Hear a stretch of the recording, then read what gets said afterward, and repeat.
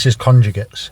Definition: the permutation of y is a conjugate of the permutation x in S of n if there is a permutation g in S of n such that y equals g composite x composite inverse g. We say g conjugates x to y, and y is a conjugate of f x by g. Now, and g is a conjugating permutation. Now, here's an example. We'll let x equal this and y equal this in S5. We find a permutation g in S5 that conjugates x to y, and we'll find two permutations g in S5 that conjugate x to y. So our answer for the first part is here. We'll our x to y under conjugation is shown here. So the conjugating permutation is g equals 1, 2, 5, 4, 3. Now the answer for our second part, under conjugation, we get 1 to 5, a couple of closed cycles, 2, 3, 4. Now we call some subgroup S of n H and use a particular permutation G to rename symbols in all permutations in H.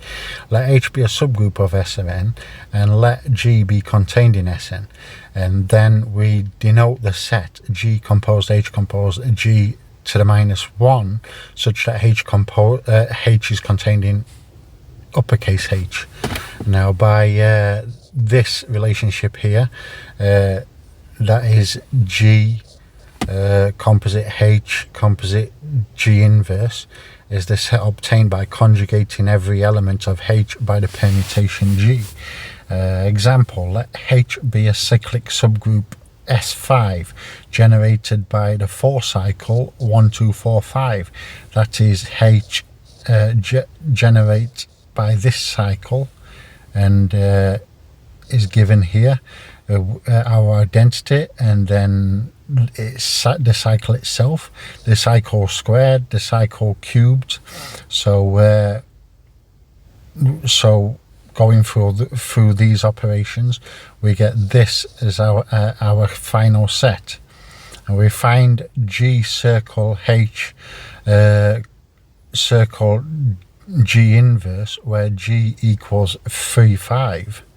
Now the answer: to conjugate each element of H by G 3, 5, we rename the symbol in each element of H using this permutation and obtain the set here. Now, an important note, Cayley's theorem: every finite group is isomorphic to a permutation group. That's just a little footnote.